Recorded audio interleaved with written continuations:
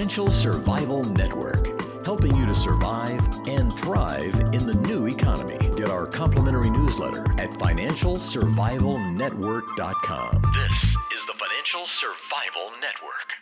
Financial Survival Network is presented to you by Regal Assets. Buy and sell physical gold and silver through your existing retirement plan, 100% tax-free with Regal Assets. If you want to include physical gold or silver in your existing IRA or old 401k, request your free investment kit, which was recently featured in the Forbes and Smart Money Wall Street Journal magazines. Call toll-free 855-678-6620, 855-678-6620, or visit regalassets.com. It's time for catch-up time with Diana Zoppa and Carrie Lutz. Hey, Diana, how have you been since last week, your first show? Extremely busy since the last time I talked to you. Yeah, no shortage of Have- people to be interviewing, right? I've been interviewing, I've been entertaining company. My sister's here with my two nieces, and it's been a really busy week. I decided to really take on a number of different projects this summer, and I haven't had much time to enjoy the summer other than being at my desk for 12, 14 hours a day. And if you miss enjoying the summer in Vancouver, that doesn't leave you much of the year left to enjoy, because once it's no longer summer in Vancouver, it's not a real great place at times, is it? Well, it is a rainforest, and so we do get a lot of rain in the course of the year, but we do have the off chance of a year that it's a little bit more mild. And I mean, it is mild, so we are the mildest city in Canada. But I mean, every single city in Canada is basically 100 miles north of the US border, right? Sure, There's of not course. many big populations that are above that. And of course, the weather is very synonymous with the northern part of the United States. I mean, it's not a lot different. People think of Canada as the Great White North all the time. It's freezing cold. But in the summer in the prairies, it's extremely hot. And Vancouver does get its share of really hot weather, which we've just had not a great summer this year. It's been hot when the days are hot, but no long stretches of sunshine. So that's why I don't feel bad about working so much this year. Hey, well, we're here in New York, and we've had this intense heat at times. We had a nice blackout earlier in the week. Get in here on Monday, and there was a bad thunderstorm, and the guys are cleaning up, and they knocked down some power line, which shuts off all the juice to Greenwich, Connecticut. 27,000 people in the dark from 10:30 to 3:30. So basically we just closed up and left because there wasn't much choice in the matter, because you have no electric, you have no computers, you have no lights. It was pretty dark, and it makes me realize how perilous the power grid is, that it hasn't been adequately invested in over the years, and that we're just prone to blackout after blackout, and nobody seems to want to do anything about this. I don't know if you're suffering a similar fate in the north, but man, that is a factor in the U.S. in a lot of cities and towns.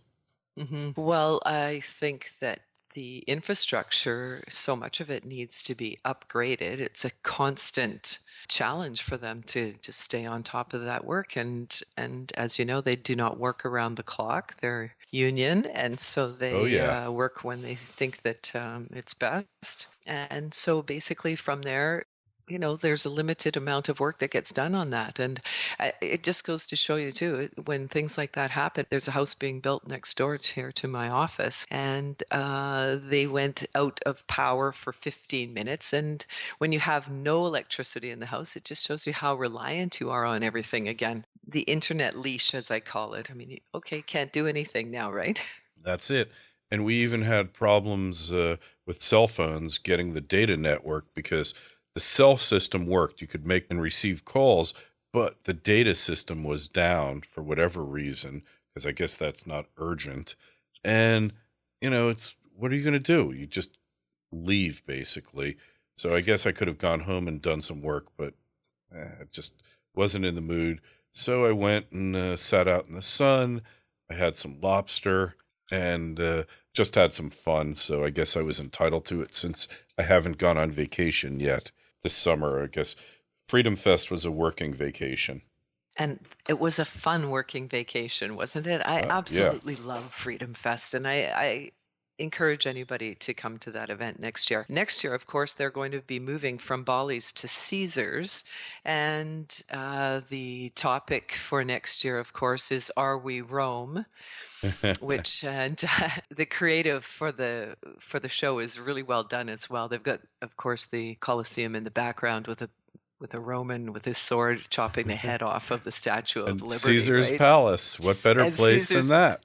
it's brilliant, and it's there's so much fun. Last year at Freedom Fest, were you there last year? Yeah, I was there last year. Right. Obama flew in on his helicopter and stayed at Caesar's. You can Right. imagine how many jokes were going on about that. Yeah.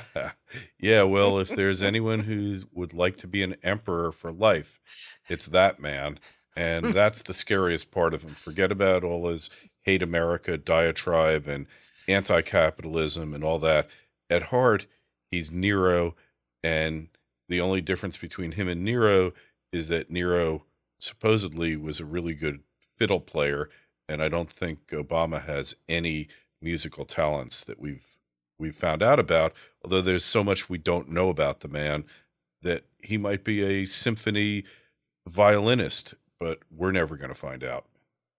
Well, I was reading Wayne Root. We met him there, right? Yes, and I receive his newsletters, and I mean he's an interesting character. I read a lot of information, as you know, but one of the comments, of course, I mean he is a Columbia University graduate, and if you go into his website, you can sort of follow up on some of the readings and writings that he's been doing recently. And I mean, he's just, who is this person? Where did he come from? I graduated. I know everybody I graduated with except him, but there's absolutely no record. And apparently he had another name. And I guess he's implying that, he was there as a foreign student and came in Yeah. as a foreign student. Barry Uh, Soetoro, that was the name he mhm, went by then. And some people refer to him as the man who calls himself Obama, mhm, which is a little ominous, you know?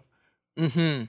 Yeah, so I've just been following it a little. It's interesting because I think that this is going to be, who knows where this will go, but maybe Romney can get him on the defensive if he takes that approach, Yeah. which would be an interesting switch because of course they're working to keep Romney on the defensive right now. Yeah, well, I'm the Mittster fan, I have to admit, and I don't think in the long run this election's really going to make any difference. But I'd rather have a guy who at least once in a while alludes to the benefit of the free market and that business is the business of the country and the world, and that economic growth doesn't come from government, but it comes from free markets and people voluntarily engaging in commerce.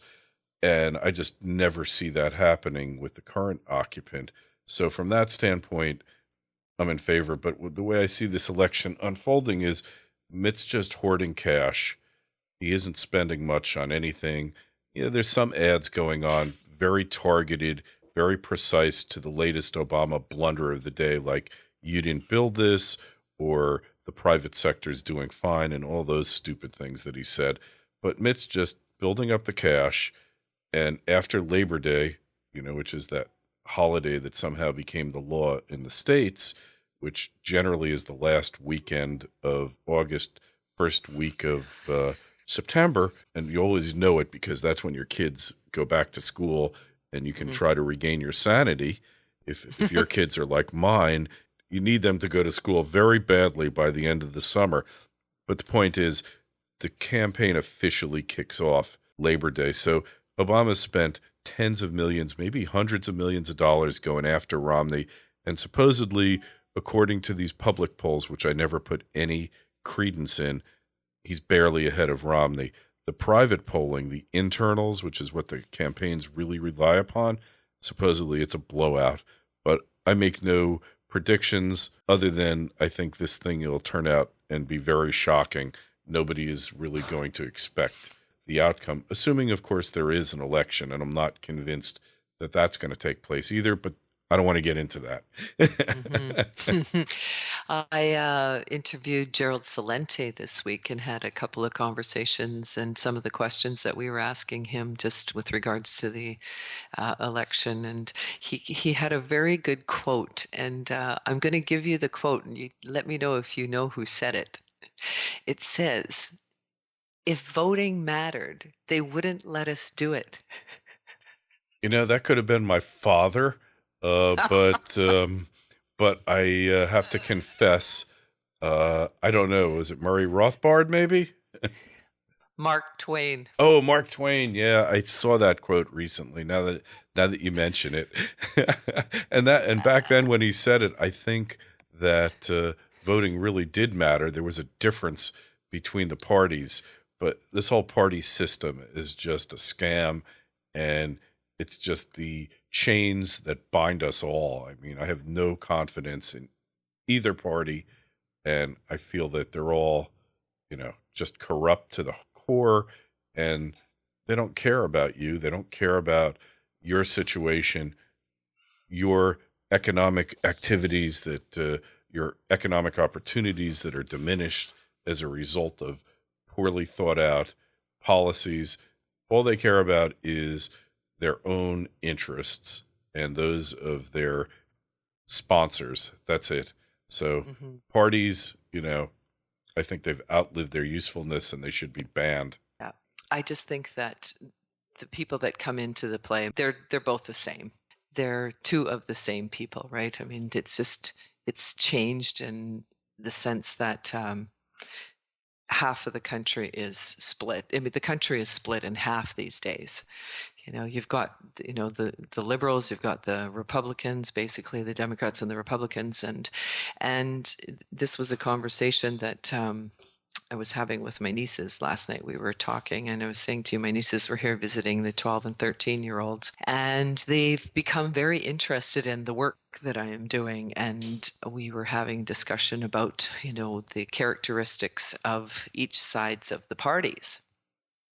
Mhm. And the idea that we were talking about also the Gutenberg press and how people got their information from the past. And so you have this divide from the church or from the state.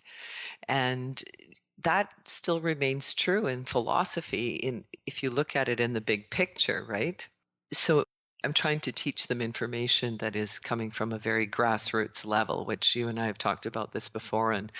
And part of the reason we wanted to get this show going was to have this conversation and to see if we can maybe get some, younger people interested in learning more about what goes on in the real world of politics. Absolutely. And Yeah. and so if we can do it from a real basic standpoint, I think that it's a really wonderful concept because there's nobody out there doing it. And as I was explaining to my nieces that, politics, finances, economics, I mean, all sorts of geopolitical topics, I mean, foreign affairs, monetary policy, these things are all very boring topics for most people. They'd rather learn about things that are a little more entertaining and not so intellectually driven. They get it. They get what I'm saying, but they're both very unique. And I think my son is the same because, of course, they've lived in a house with two parents and who are very driven this way. Yeah, You've well, met you've met yeah, my sure. son before. Absolutely. Well, my kids seem to be immune to my entreaties, but now that they're part of the workforce and they get to see all that nice withholding from their paycheck every week or every 2 weeks, whatever they get paid, I think they'll start to come around because, it's like Churchill said, if you're 20 and you're not a liberal, you have no soul. And if you're hmm 40 and you're not a conservative, you have no mind. hmm And that's really what it comes down to. So it's interesting that your nieces there would pick up on the importance of this topic. They obviously are not from the United States because we have important things to do like watch American Idol and the Real Housewives of Beverly Hills and Jersey Shore and important things that occupy teens and prepubescence in the U.S. Well, we have those shows as well, and and they're rampant. I mean, that's all you see on TV. I mean, reality shows. I mean, we have all the American stations, Canadian stations. I mean, Canada is America. I mean, basically, we model ourselves after you. I mean, there's not a lot of difference But there, you do right? have your own culture. I have to say, you do have your own culture. It might be somewhat polluted by America, but there is a separate and distinct Canadian culture. Yes, now that is for sure. But Canada has always been a very, well, like the US in this way too, I mean, very multicultural. I mean, that's was all part of the big influx in the 30s and, the importing and things. And I mean, we're still a country, we only have 30 million people in the whole country. That's as many people as in New York, for goodness sakes. And, so when you think about the difference of the population and what you have to go from, that's a big difference in itself, right? But, and we are not sustaining ourselves as a culture in the sense that we have to import, and the Canadian people are Hmm. not having as many children. We all know that. And so we have to, in order to keep the economy going, we have to import people. But that's where the imports are coming from, is that's what's changed about this century versus last century, right? It's not so much the European influx. I mean, it's Asian, a lot of it's Asian. Asians. I mean, Vancouver is half. We have, at one time, San Francisco probably had the most population of Asians outside of Asia. Now it's Vancouver, I think, is very neck and neck with that. Really? And 40% of Vancouver is Asian now.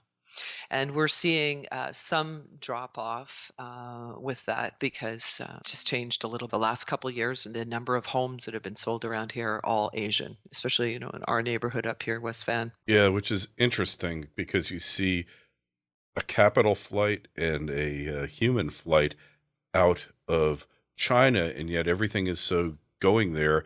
They're going to be the dominant world power, and yet you're seeing a brain flight, a capital flight out of there, aren't you? Yes, and that's going to be a distinguishing factor for the future yet.